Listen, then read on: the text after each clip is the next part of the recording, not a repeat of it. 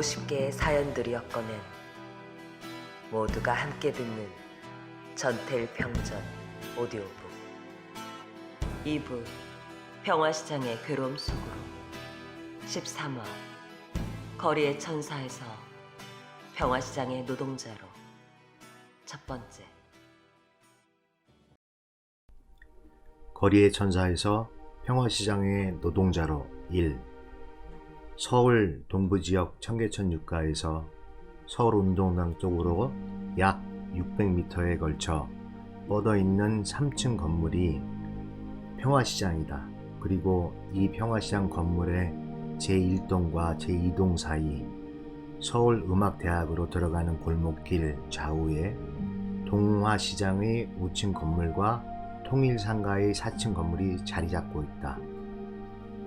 1959년 청계천 복개공사가 되기 전까지는 이 악취 풍기는 청계천 연변에 무허가 판자촌들이 다닥다닥 들어서서 서울 도심지 일대에 빈민구를 이루고 있었다.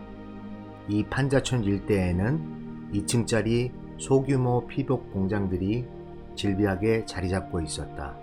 청계천 복개공사가 완공되면서 이 판자촌이 철거된 자리에 1961년 영건평 7,400여 평의 평화시장 건물이 들어섰고, 여기에 철거되었던 옛 피복 제조업자 및 의류상들이 들어섰으며, 건물은 수백 개의 점포와 작업장으로 나뉘어져 각 개인별로 분할 등기되었다.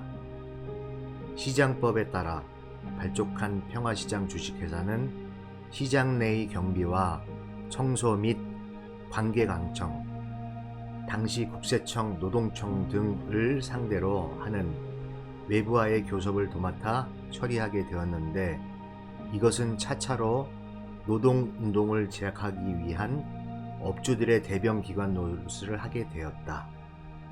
1968년 10월에는 영건평 1,500여 평의 통일상가가, 1969년 8월에는 영건평 5,700평의 동화시장이 들어섰다.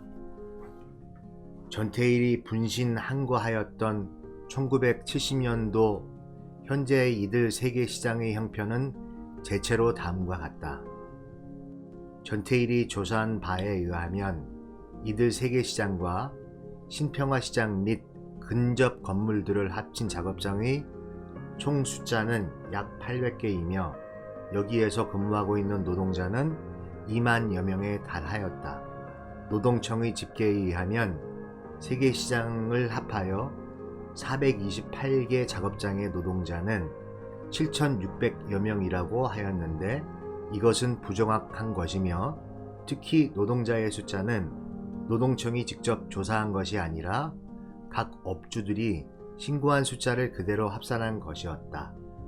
업주들은 자신의 업체가 근로기준법 규정의 고용을 받는 종업원 16인 이상의 업체가 되지 않도록 실제 숫자보다 훨씬 줄여서 신고하였으므로 위와 같은 결과가 나타난 것이다.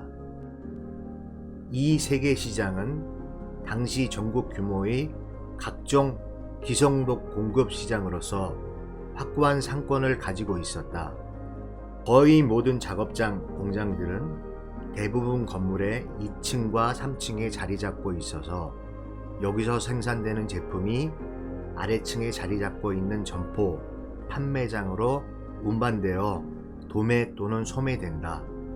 생산되는 제품은 계절에 따라 다른데, 가을과 겨울에는 주로 잠바, 바바리코트, 스웨터 등이, 그리고 여름에는 주로 호짬바와 바지 또는 남방 셔츠나 수영복 등이 생산된다.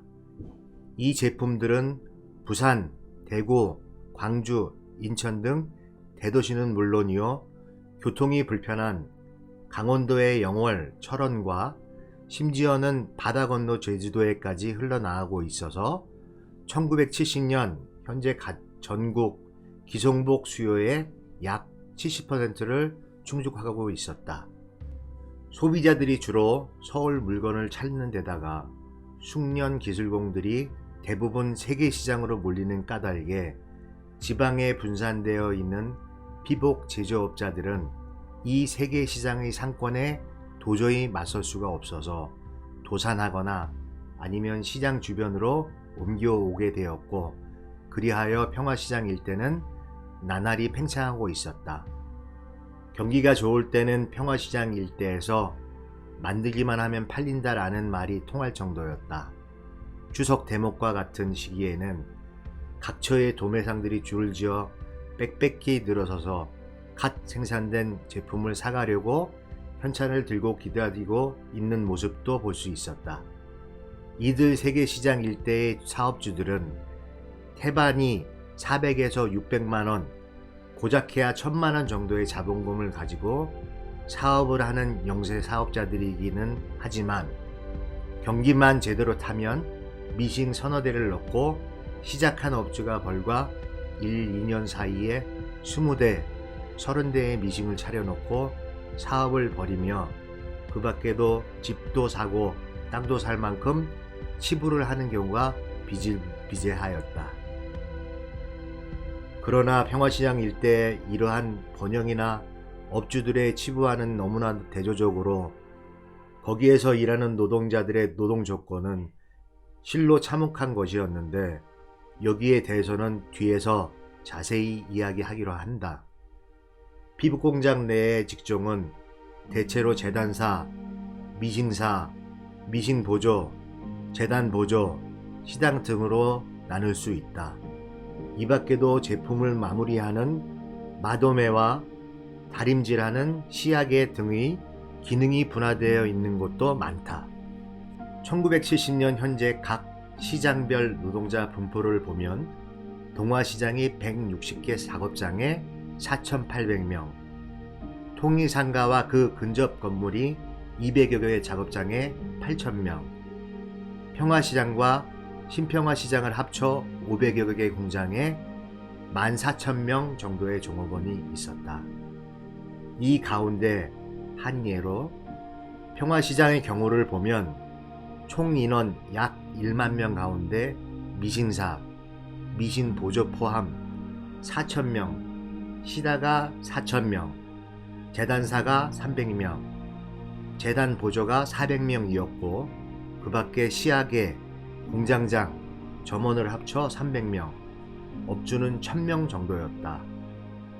이중 미싱사와 시단은 대부분 여공들이었고 재단사와 재단보조는 주로 남자들로 평화시장 일대를 통틀어 여공이 약 8에서 90%를 차지하고 있다고 보면 좋을 것이다.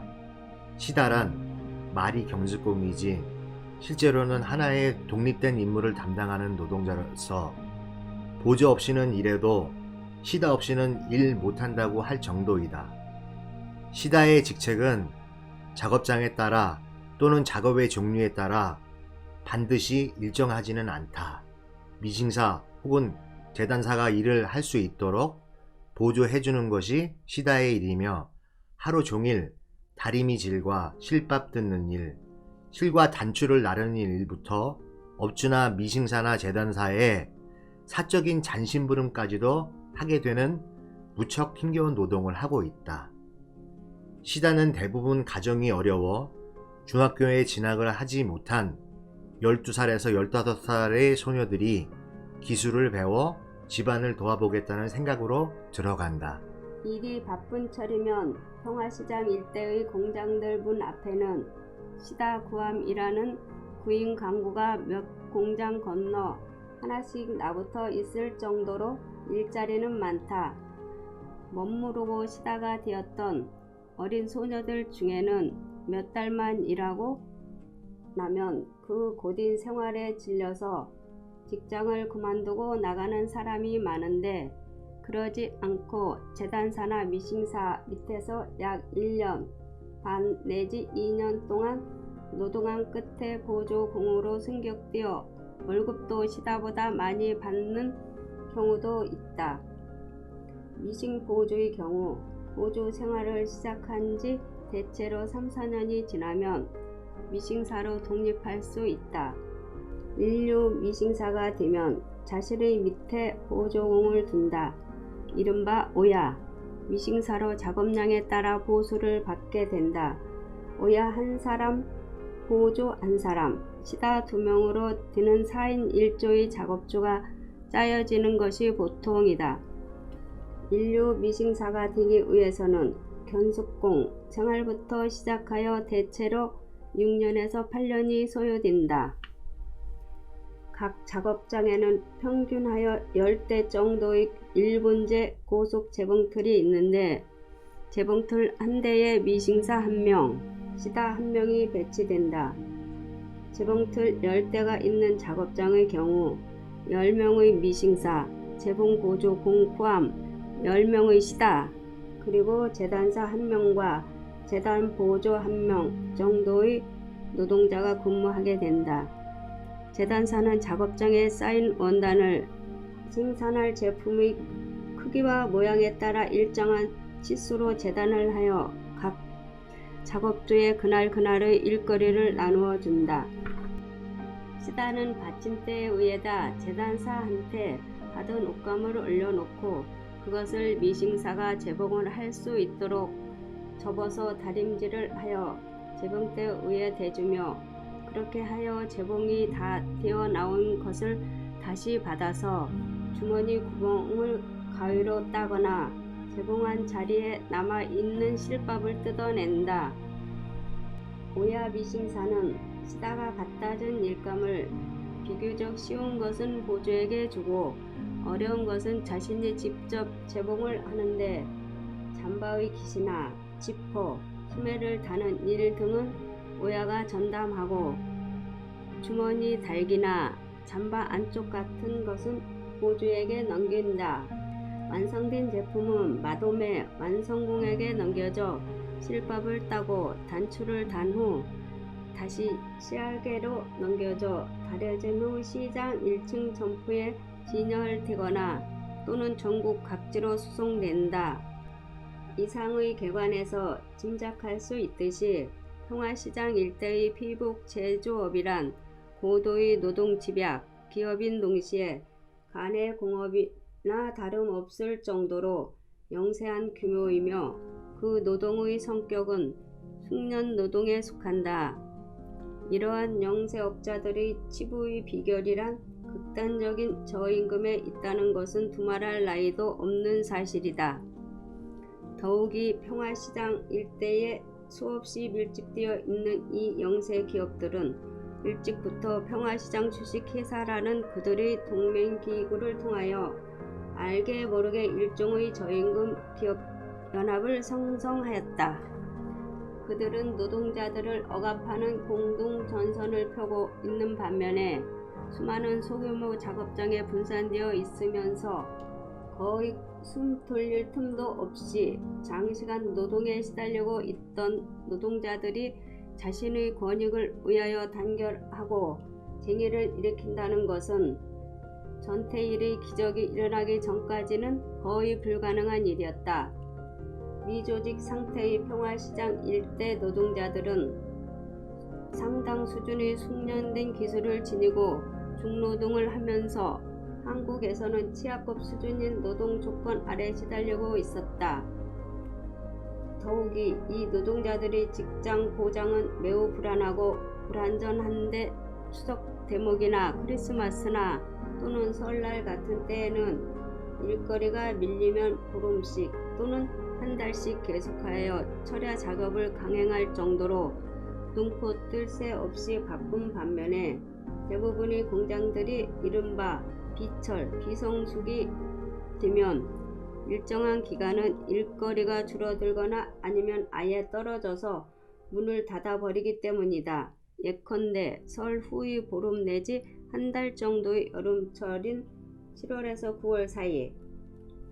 이 무렵이면 의뢰 실업자들이 대량으로 쏟아져 나오게 되고 요행이 해고되지 않은 노동자들의 경우도 오전에는 일하고 오후에는 빈둥빈둥 앉아서 시간을 보내는 식으로 반실업 상태가 된다.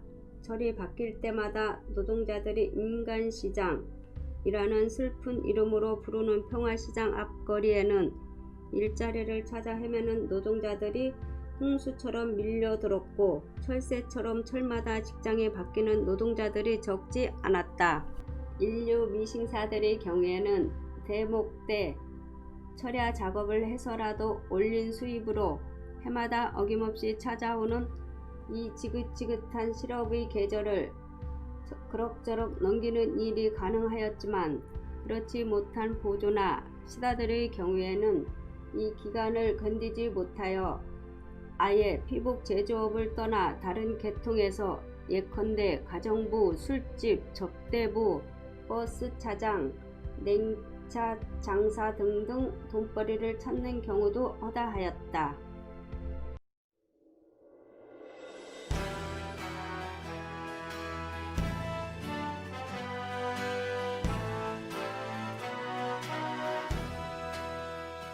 전태일 50주기를 잘 기념하는 방법. 모두가 듣는 전태일 평전. 제작 민주노총 서울본부. 후원 전태일 재단.